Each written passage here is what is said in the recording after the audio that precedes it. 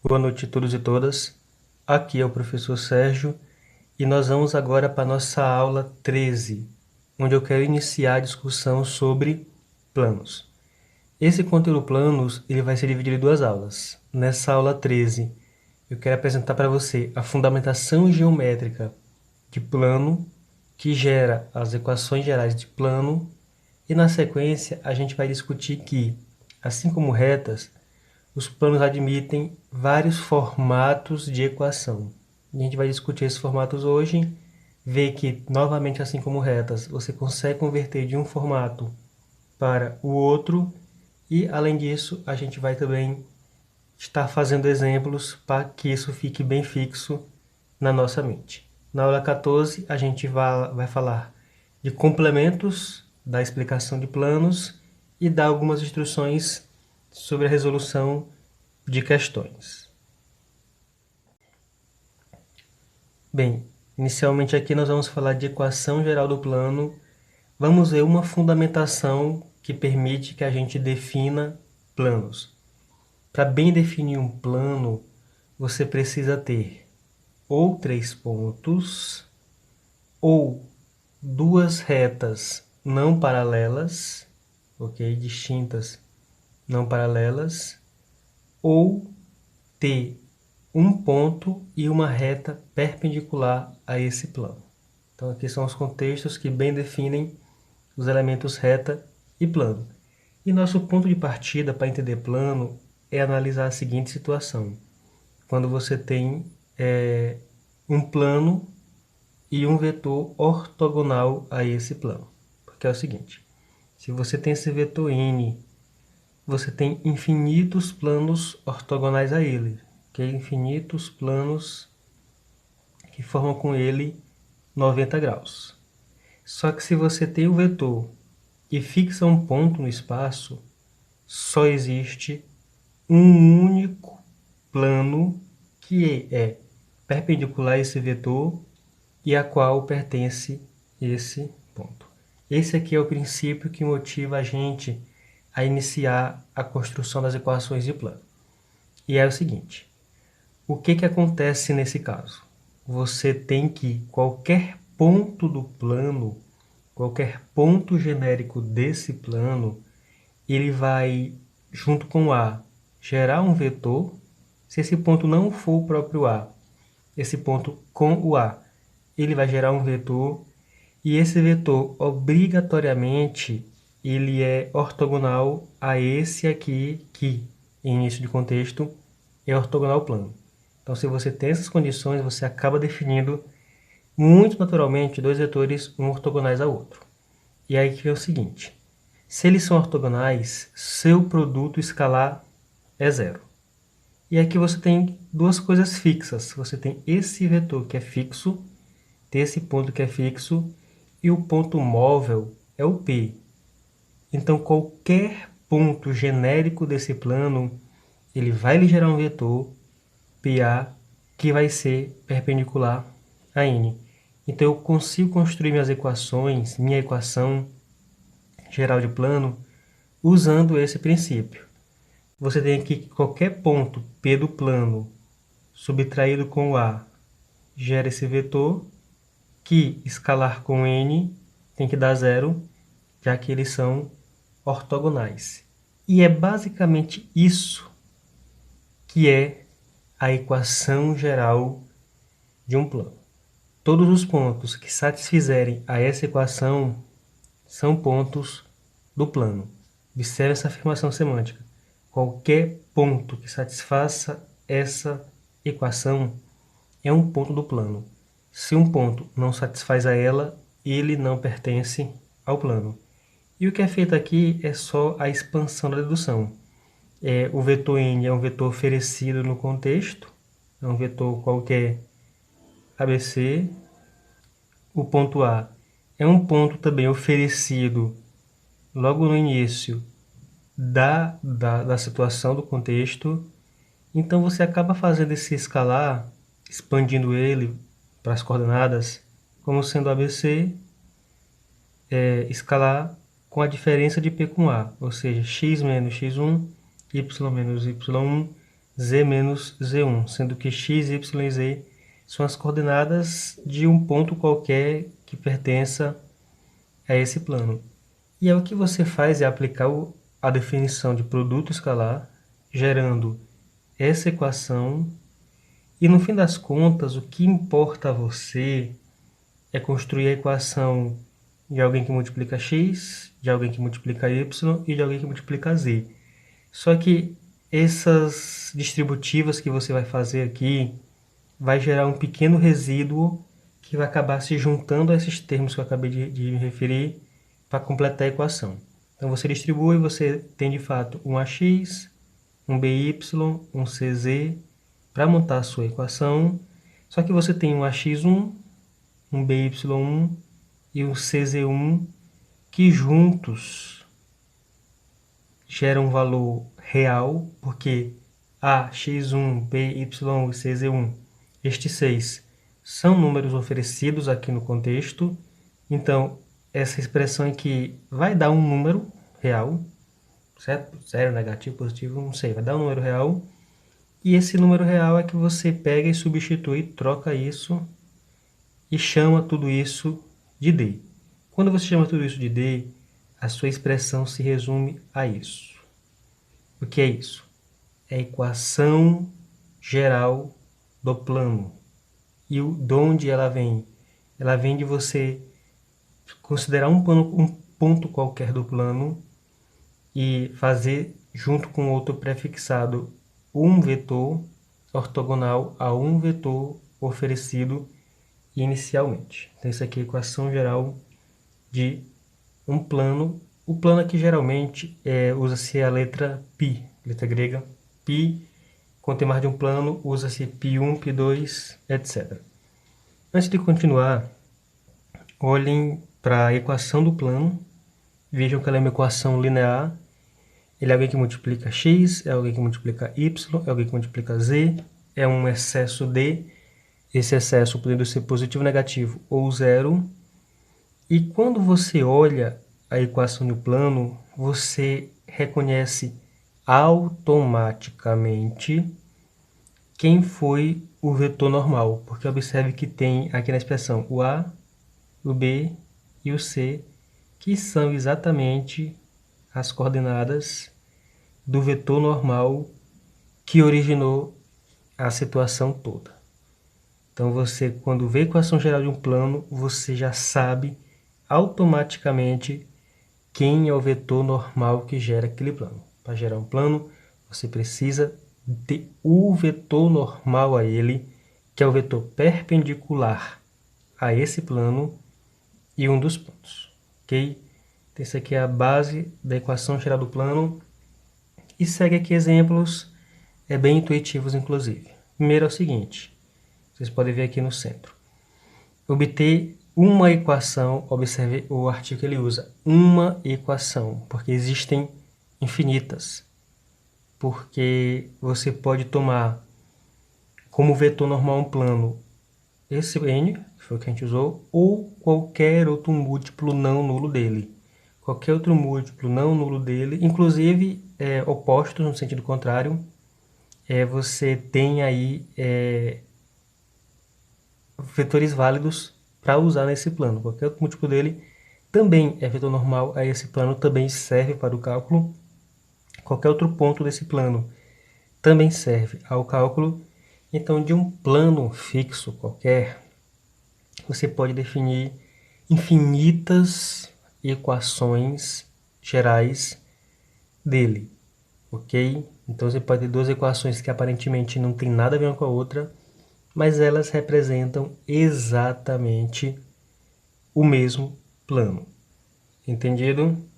E aqui é o seguinte, continuando aqui. Obter uma equação geral desse plano π que passa por esse ponto e tem esse vetor normal. O livro ele vai dar para a gente duas opções. Quais são as duas opções? Deduzir do zero a equação do plano, fazendo esse raciocínio aqui completo, ou um caminho mais curto e mais inteligente, que é o seguinte. Se ele já deu quem é o vetor normal ao plano, Então, você já tem aqui 75% da equação feita, 80%. Porque você já sabe que vai usar as coordenadas desse vetor normal na montagem da sua equação de plano. Então, sua equação de plano vai ser, inegavelmente, 3x mais 2y menos 4z. Fica faltando determinar só o d, porque você determina o d da equação e pronto, resolveu o problema. Você determina o d da equação simplesmente montando o protótipo da equação, usando aqui o vetor normal. Observe que eu estou deixando o d aqui, porque eu não sei quem é ele. E como isso aqui é a equação futura do plano, você só pega esse ponto, que o enunciado diz que o plano passa por ele, e faz aqui a devida substituição. O 2 pelo x, o menos 1 pelo y, o 3 pelo z. E quando você faz a substituição, sabendo que vai ter que dar igual a zero, você resolve essa equaçãozinha que aparece, enquanto que d é 8.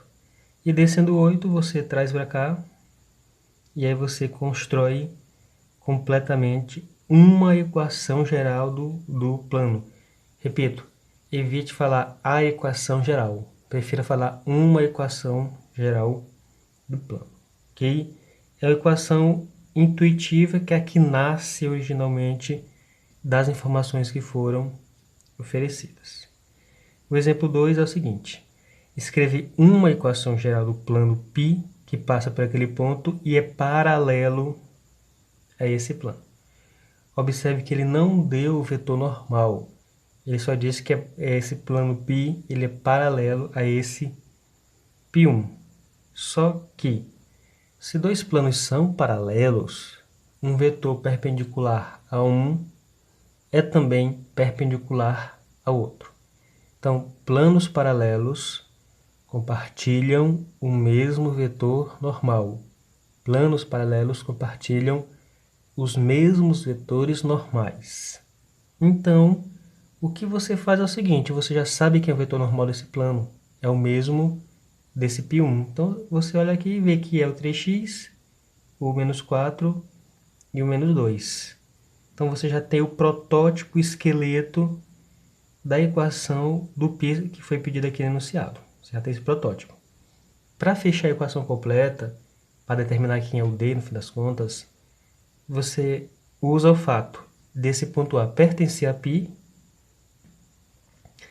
faz uma substituição bem parecida com o que foi feito no exemplo 1, substitui, resolve a equação, encontra que d vale 4, e d valendo 4 você traz para a expressão aqui protótipo, completa ela, e está aí sua resposta feita. Uma observação. Observem a equação do π que apareceu. Observe a equação do π1. Você usou que eles são paralelos. E observe evidentemente que a única diferença entre as equações é que que é o d, um é 5 e no outro é 4. Então, se você tem dois planos paralelos, eles têm equações ou visualmente parecidas, como é o caso, ou redutíveis, perdão, uma na outra, a não ser pelo fator d. Ok? Então, isso aqui é o exemplo 2 que eu queria trazer. Agora, temos um exemplo 3, que é o seguinte.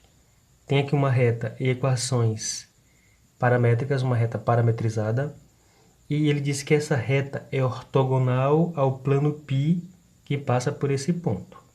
Até agora, o que a gente sabe fazer?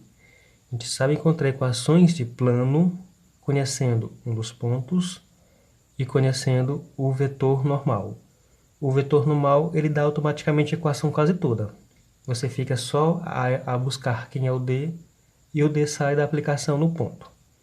Aqui nesse exemplo, você tem uma reta ortogonal ao plano, você não tem um vetor ortogonal ao plano. Mas você resolve com certa facilidade pelo seguinte motivo. Se a reta é ortogonal ao plano, então qualquer vetor sobre ela também é.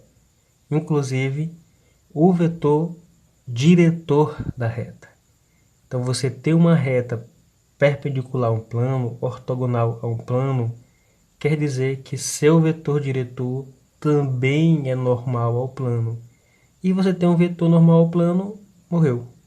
Então o que você faz nessa questão aqui é simplesmente pegar o vetor diretor da reta, que é o 3, 2, 1, que é o vetor que acompanha aqui o parâmetro t, e aí você monta o pré-esqueleto do seu plano, usa que esse ponto pertence ao plano, faz aqui os cálculos, encontra D, depois que encontrou D, traz e monta a equação. Aí vem a parte gráfica, representar graficamente. A gente está usando o recurso do implot. Então, essa aqui seria uma atividade para ser feita no implot. Por quê? O implot ele faz planos se eu conheço o vetor diretor, perdão, se eu conheço o vetor normal ao plano e conheço um dos pontos. É exatamente a situação que eu tenho aqui. Então, eu consigo ir no implot e consigo construir o plano usando esse princípio. Então, é o exercício que a gente faz no plot. Não podendo fazer no implot, o que eu tenho que fazer aqui é determinar 3 pontos que fazem parte desse plano e marcar esses pontos no R3 e ligar, desenhando aqui, como vocês bem podem ver, um triângulo que é um pedaço do plano em questão. O livro, para facilitar, e ele facilita bastante, ele pega a equação do plano e vai buscar 3 pontos. Como é que eu descubro um ponto que pertence a um plano? É simples. Geralmente você fixa duas variáveis, duas incógnitas, e deixa a outra livre para ser calculada para fechar o trio. Por exemplo, aqui ele fixou aqui na equação, certo? y0, z0. Com isso, o a que torna essa equação verdadeira, perdão, o x que torna essa equação verdadeira, tem que ser 2. Aí depois ele fixou o x e o z como sendo 0, para encontrar qual é o y que torna a equação verdadeira. Daí ele encontrou o y3. E finalmente ele fixou x e y0. Encontrou que o z que torna a equação verdadeira é 6.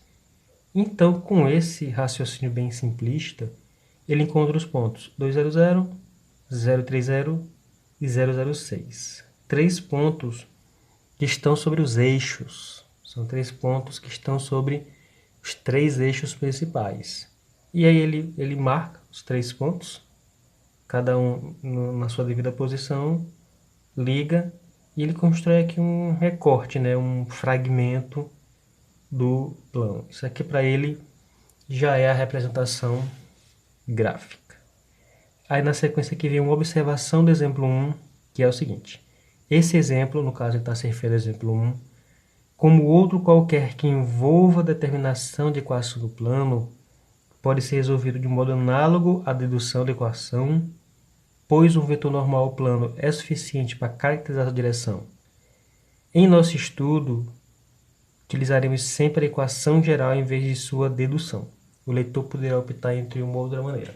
Ou você faz o raciocínio completo do zero, que eu não recomendo, ou você faz o que nós estamos fazendo aqui. Você, já sabendo que é um vetor normal, você já tem aí 80% da equação montada. Você vai só em busca do determinar o D, ok?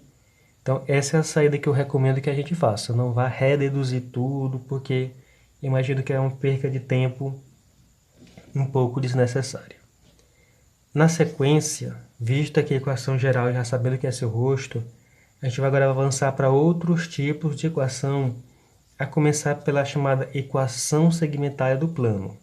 Nosso livro ele não dá um destaque bom à equação segmentária, mas eu resolvi pegar essa equação e dar um merecido destaque a ela. O que é a equação segmentária do plano? É a equação que você constrói do plano quando você conhece os 3 pontos onde o plano corta os eixos coordenados. Eu chamo de eixos coordenados os 3 eixos principais, o x, o y e o z. Essa equação segmentária ela só funciona se o plano cortar os 3 eixos. Porque você pode ter um plano paralelo a um deles. E aí essa equação ela não vai funcionar. Então você precisa ter essas três posições. Quando você tem essas três posições, você consegue montar a equação com esse rosto aqui. Como é essa equação? Ela tem x, y e z normais sobre PQR somados, três frações somadas igual a 1. Quem são PQR? PQR são a abscissa do ponto do plano que está sobre o eixo x, a ordenada do ponto do plano que está sobre o eixo y e a cota do ponto do plano que está sobre o eixo z. Então ele pega, na verdade, a única coordenada ativa desse ponto, que não é nula, a única desse, chama eles respectivamente de P, Q e R, e aí ele monta com essas informações essa equação que é chamada equação segmentária. É um pouco incomum trabalhar com ela, não é muito comum. Mas, por exemplo, aqui em cima, que a gente fez essa parte gráfica desse plano, você tem os três pontos que são necessários para a segmentária. O ponto que corta o eixo X, o ponto que corta o eixo Y e o ponto que corta o eixo Z. Então você já identifica que aqui é o P, que aqui é o Q, esse aqui é o Q e esse aqui é o R. E aí você pega e monta. Exatamente assim. Sua equação segmentária. Ok? A Olivia ele fala bem aqui que essa equação, se eu multiplicá-la por 6, ela retorna para esse formato. Isso aqui é uma característica particular dessa equação que foi gerada. Isso aqui não é uma regra. Se você multiplicar por alguns elementos, por alguns denominadores, a equação ela se torna uma equação geral. Isso aqui não tem muito fundamento, ok? Não tem muito fundamento. Você pode estar aqui fazendo uma certa uma manipulação. Se você pegar a multiplicação desses três elementos, gera do número k qualquer, daí você multiplica toda a expressão pelo k, e aí você vai ter realmente que vai deixar de ter esses elementos aqui, aí vai ficar alguém multiplicando 1, que ele passa para esse lado, aqui zera, e aí você teria uma equação geral. Mas é nesse contexto de pegar e multiplicar a segmentária pelo produto dos três denominadores para eliminar esses denominadores. Mas também é um pouco sem sentido fazer isso, porque isso daqui já é quase uma equação geral. Se você olhar cuidado, isso aqui é um meio que multiplica x, é um terço que multiplica isso, é um sexto que multiplica z, e esse 1 é um d do lado errado. Ele passa menos 1, e você tem aqui uma equação geral do plano.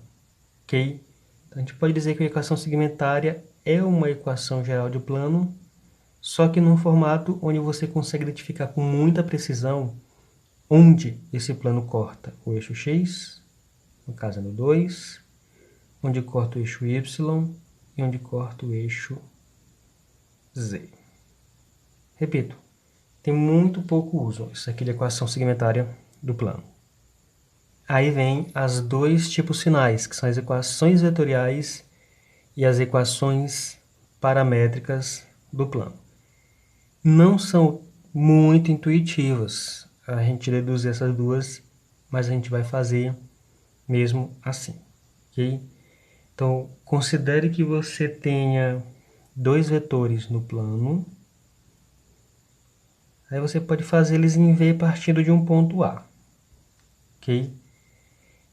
Em uma das aulas passadas, eu construí um raciocínio que se você tiver dois vetores no plano, qualquer outro vetor deste plano pode ser construído como uma combinação linear desse par primordial. Esse par primordial, eu chamei ele de base do plano. Isso foi bem no começo de uma das primeiras aulas, inclusive foi uma explicação manuscrita. Ok? Então, essas equações aqui, essas dois últimas aqui, a vetorial e a paramétrica, elas usam esse princípio. Por quê? Porque você tem dois vetores no plano, você pode fazê-los partir de um mesmo A, e você agora considere qualquer outro ponto do plano, certo? Considere esse ponto aqui. Para ele pertencer a esse plano, eu posso ligar ele com A, gerando um vetor, e esse vetor eu posso enxergar ele como sendo a soma de um múltiplo de V com um múltiplo do vetor U. Tem dois vetores originais, V e U. Então, qualquer outro vetor deste plano pode ser escrito como sendo uma soma de um múltiplo de V, essa soma inclusive sendo com sinal negativo, indo para o sentido oposto, com um dos múltiplos de U. Então você tem esse princípio. Se está tudo no plano, você consegue aplicar esse raciocínio, independente se P esteja aqui, no ângulo formado por V e U, se esse P esteja para cá, para cá, para cá, para cá, para cá, para cá, enfim, onde quer que esteja P, você tem que PA consegue ser escrito com uma combinação linear conveniente de V e U. Esse raciocínio é o princípio que nós usamos para escrever a equação vetorial, porque você tem o seguinte, você tem que esse vetor que vai de A para P, ele é P menos A. E ele é um múltiplo de U somado com um múltiplo de V. E aí, como você quer escrever os pontos P do plano em função desse contexto, o que você faz é exatamente somente isolar o P. Você isola o P, que é um ponto qualquer do plano, e os pontos quaisquer do plano, eles são sempre escritos como um ponto A prefixado, um múltiplo de U e um múltiplo de T. E dessa forma, quando você coordenaliza, quando você leva tudo isso para coordenadas, você tem que um ponto genérico qualquer do plano, ele é a soma de outro ponto do plano prefixado, mais um múltiplo de um dos dois vetores que estão ali no plano, mais um múltiplo do outro vetor que está ali no plano. Então, você bem define um plano a partir de dois vetores que estejam nesse plano e de um ponto desse plano. É mais coisa do que a situação anterior. A situação anterior você conseguia definir um plano a partir de um vetor normal de um ponto neste plano. Aqui não. Você precisa de ter um ponto no plano e ter dois vetores sobre o plano, certo? Então você escreve essa expressão grande, que é chamada equação vetorial do plano, e os tais vetores aqui, cuja combinação linear constrói todos os demais, são vetores que nós chamamos de vetores diretores do plano. Assim como uma reta tem seu vetor diretor, um plano tem seus vetores diretores, e é um par de vetores que ajudam a construir, a costurar todos os pontos do plano. E aqui é o seguinte, você pode, assim como a gente fez uma coisa parecida com reta, tornar independente o x, o y e o z. Então você escreve x como sendo x é igual a x0 mais o h vezes o a1 mais o t vezes o a2. Assim como o y e o z também podem ser escritos assim. Então quando você separa as coordenadas, você cisa as coordenadas, você pode só reescrever dessa maneira. Tem isso aqui, são chamadas equações paramétricas. Elas são só uma reescrita das equações vetoriais do plano. Então, esses são os quatro tipos de equações que nós temos. Temos a equação geral, que é construída a partir de um vetor normal e um ponto, que é a construção que a gente vai fazer no implot. Temos a segmentária, que é quando você conhece os três pontos, onde o plano corta os três eixos. É um caso bem específico e pouco usado. Tem a vetorial, quando você conhece dois vetores de um plano, estão sobre um plano, e um dos pontos deste plano. E você tem as paramétricas, que é só uma releitura, é só um rearranjo da equação vetorial. Lembrando que você tem infinitas equações vetoriais para um mesmo plano, infinitas equações paramétricas para o mesmo plano, infinitas equações gerais para o mesmo plano, porém você só tem uma única equação segmentária de um plano. Se um plano ele não é paralelo a um dos eixos, então ele corta todos os três eixos, e nesse caso você tem uma única e exclusiva equação segmentária para esse plano. E aqui a gente vai ver agora 4 exemplos para aplicar a equação vetorial e as equações paramétricas. Primeiro exemplo é o seguinte: seja um plano π que passa por esse ponto e é paralelo aos vetores u e v, sendo que os vetores u e v eles são dados completamente aqui em nosso enunciado. Obter uma equação vetorial, um sistema de equações paramétricas e uma equação geral de π. Ou seja, ele pediu os 3 tipos principais de equações que a gente pode estar fazendo. Então, para encontrar vetorial, você não tem muito o que fazer. Você tem o ponto, os dois vetores paralelos, é só montar. Não tem mistério. Para fazer paramétrica, é só separar x, y e z. Só fazer essa cisão e encontrou aqui as equações paramétricas. Aí bem que tem uma observação. Para você descobrir um ponto do plano, um ponto qualquer, quando elas estão ou em formato vetorial ou em paramétrico, basta que você escolha alguém para ser h e alguém para ser o t.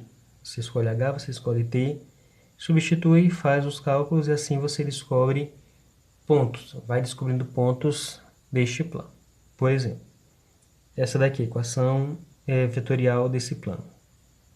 Se você escolhe o valor para h, inclusive podendo ser zero, sem nenhum problema, então você escolhe um valor para h e um valor para t, substitui, multiplica, usando aqui nossos princípios distributivos, depois soma coordenada a coordenada e você vai costurando, descobrindo pontos. Como aqui ele calculou rapidamente o ponto 1, 7 menos 4 para esse plano π, a partir da escolha conveniente de h sendo zero, como eu disse, pode ser zero, e do t sendo 1. Assim ele já fez e descobriu um ponto, e assim ele pode descobrir vários pontos. Então agora a gente vai ter que, ainda nesse exemplo 1, descobrir uma equação geral. Uma equação geral, você vai observar o seguinte: para a equação geral do plano, você tem que ter o vetor normal e um ponto. O ponto já está aqui. Você já tem um ponto. Poderia ser isso aqui também. Ok? Então você tem que pelo menos 2 pontos desse plano. Para descobrir o vetor normal, a gente vai ter que voltar aqui um pouquinho. Por quê? Porque se você tem 2 vetores no plano, como é que eu descubro um vetor normal a esse plano? Como é que eu descubro esse vetor aqui? É simples.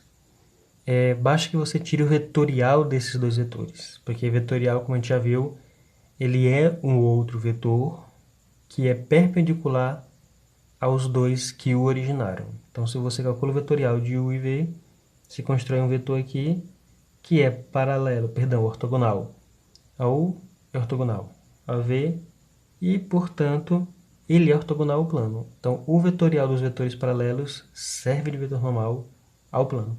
E aí você tem o vetor normal, você tem um dos pontos, então você tem os 2 ingredientes para montar a equação geral.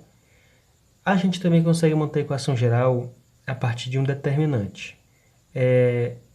Não é muito comum, não sei exatamente até que ponto nossa referência vai estar cobrando isso nas questões, mas existe aí uma maneira também de você determinar a equação geral a partir de um determinantoide, de uma coisa que imita determinante. Por enquanto, a gente vai se contentar em calcular o produto vetorial dos dois vetores que foram oferecidos, e esse produto vetorial dá o vetor 4, 5, 7, e pronto. Porque você já tem o vetor ortogonal ao plano, você tem alguns pontos aí à sua disposição, escolha qualquer um dos pontos, faça aqui a devida substituição, no mesmo molde das primeiras explicações que eu fiz lá no começo desse vídeo.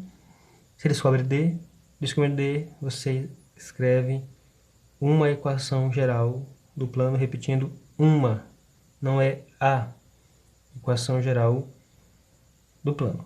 Aqui tem a observação, onde ele pega, para montar a equação geral, 3 vetores, e é o seguinte: a gente tem um produto misto, que se 3 vetores são coplanares, seu produto misto ele é zero, ok?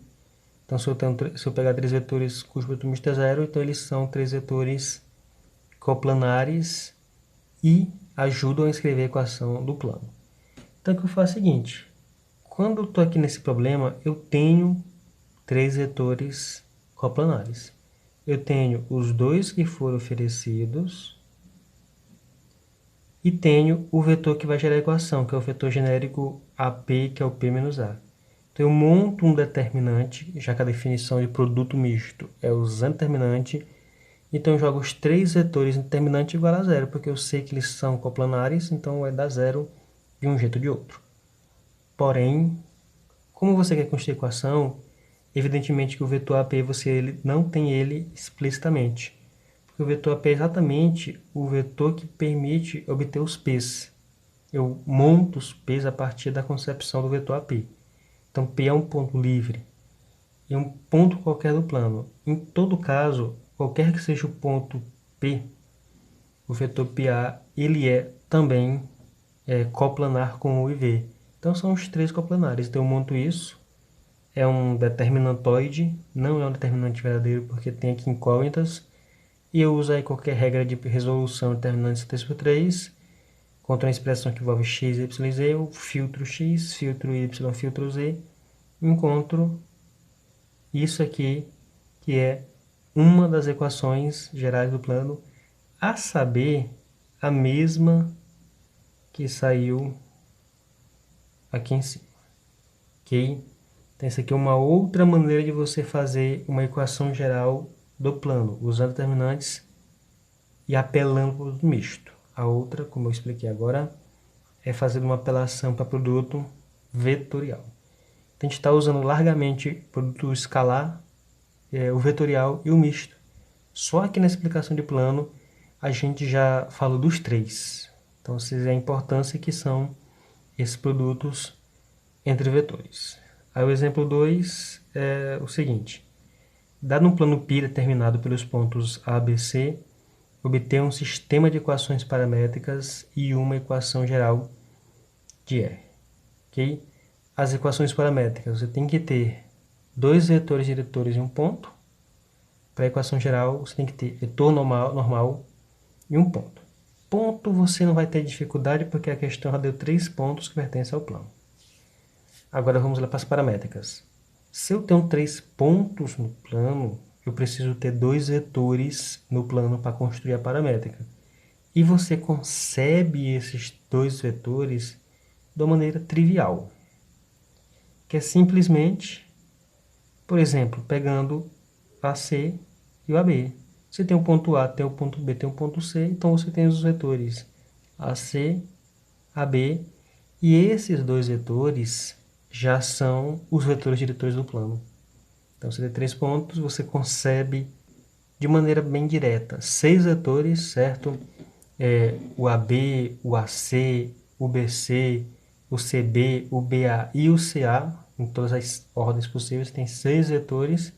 Quaisquer 2 entre estes 6, eles montam uma base desse plano, e montando a base, eles podem ser usados na equação paramétrica. E para montar a equação geral desse plano, você faz simplesmente, novamente, o vetorial dos dois vetores paralelos, usa ou A, ou B, ou C, para encontrar o D e recai num exercício bem parecido com aqueles 3 exercícios iniciais que a gente fez lá no começo. Determinar o D, Ctrl D, pronto. Bota aqui e está resolvido. Exemplo 3. Dado um plano π com essa equação, determinar um sistema de equações paramétricas. Aqui é o seguinte, se você tem uma equação do plano e quer montar paramétricas, sempre olhe o que eu preciso para montar paramétricas. Um par de vetores sobre o plano, ok? Então o que você tem que fazer é simplesmente pegar a equação do plano, fazer escolhas aleatórias para x e y, a fim de obter z, e você vai construindo pontos desse plano. Quando você tiver 3 pontos deste plano, seu exercício aqui de construir paramétrica, ele se torna o exercício 2. Porque no exercício 2, repito, você tinha 3 pontos e daí você raciocinou um pouco e construiu as paramétricas. Então aqui é a mesma coisa, quando você tiver a equação do plano e quer construir um par de paramétricas, você simplesmente cria 3 pontos no plano, claro, seguindo aqui a escolha conveniente de x e z, e você pode olhar a equação e ser um pouquinho esperto e até fugir das frações, até para tornar seu cálculo um pouco mais leve. Então você determina 3 pontos no plano, e aí recai no caso 2. Você constrói as paramétricas sem muitas dificuldades. Leiam direitinho esse exemplo que ele está bem explicado. Observações. São 3 que ele posta aqui. Como é possível encontrar infinitos ternos ABC, ou seja, você consegue encontrar infinitos trios de ponto nesse plano, então existem infinitos sistemas de equações paramétricas para esse plano. Como eu disse no começo, você tem infinitas equações gerais, infinitas equações vetoriais e infinitas equações paramétricas. De único, você só tem a segmentária. Aí, ponto B. É importante observar que os vetores diretores sejam não paralelos. Você escolhe 3 pontos, mas torça que esses pontos eles não sejam paralelos. É bem simples isso aí você testar isso, porque você escolheu 3 pontos para esse cada plano. Montou 2 vetores. Olhe para os 2 vetores e veja se um é múltiplo do outro. Se for múltiplo por algum fator, a escolha não foi boa. Você escolhe um 4º ponto e delete um dos 3 originais e veja se dá certo. Então você tem que observar realmente se os 3 pontos que você constrói sobre o plano sejam pontos não alinhados. E o 3º ponto, outra maneira de obter equações paramétricas da equação geral é substituindo 2 das variáveis pelos parâmetros h e t e, posteriormente, isolar a 3ª variável em função dessas.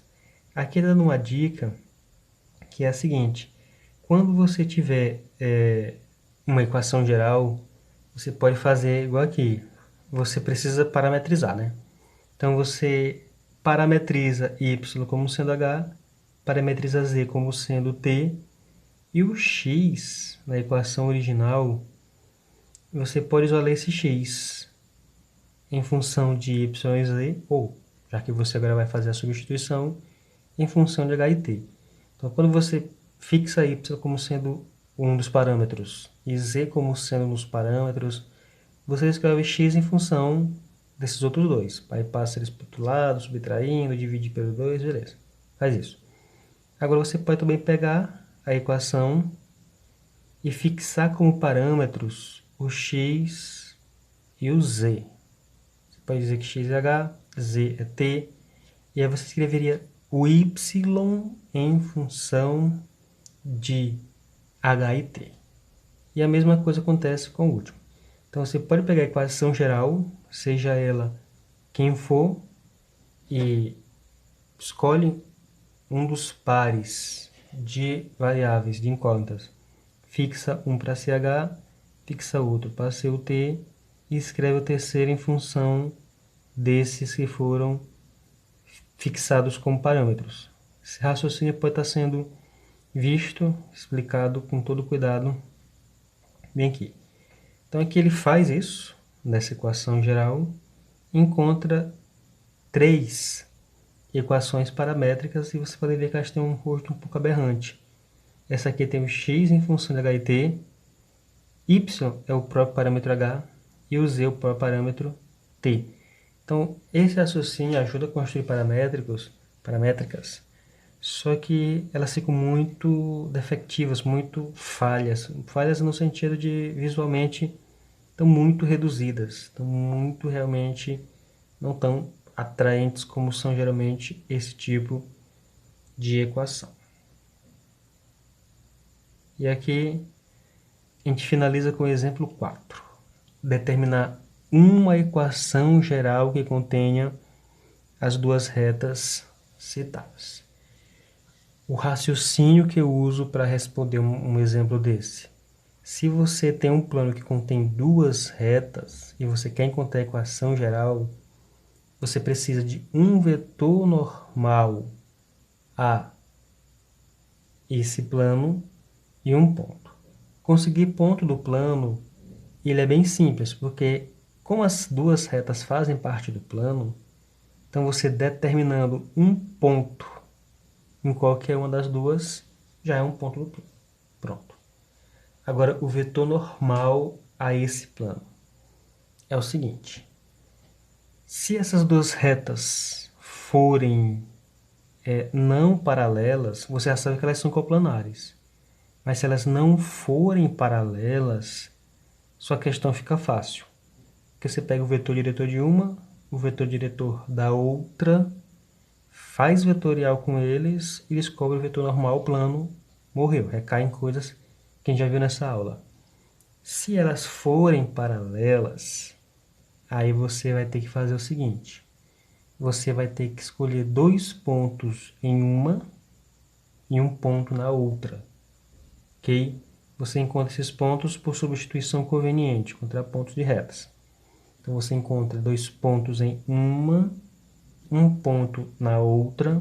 Aí você vai ter três pontos no plano, já que se eles pertencem às retas, as retas estão contidas no plano, então esses pontos pertencem ao plano. E aí com esses três pontos no plano, recai no exemplo que a gente já viu, exemplo 2. Você tem três pontos, você constrói dois vetores, tira o vetorial, encontra o ortogonal, usa qualquer um deles, encontra a equação real. Então, é exatamente esse raciocínio que está posto aqui nessa parte. Eu não vou explicar com detalhes os cálculos, porque o importante é você ter o raciocínio geral. E você tem duas retas no plano, e como é que você vai tirar daí uma equação geral? Você faz isso. Se as retas não forem paralelas, só usa os vetores diretores para descobrir o vetor normal. Com um ponto, fechou. Se as retas forem paralelas, aí você vai ter que estar catando pontos. Pega um ponto em uma, dois pontos na outra. Não pode pegar os três na mesma reta, porque seria suicídio. Seria suicídio. Então pegue três pontos em uma reta e dois na outra, você assim garante. São três pontos não colineares, e se não colineares, recai no exemplo 2, que já foi feito. Aqui, pessoal, não estou detalhando os cálculos pequenos pela questão do tempo. O importante são os raciocínios gerais, e eu espero realmente que vocês tenham entendido essa explicação inicial sobre planos.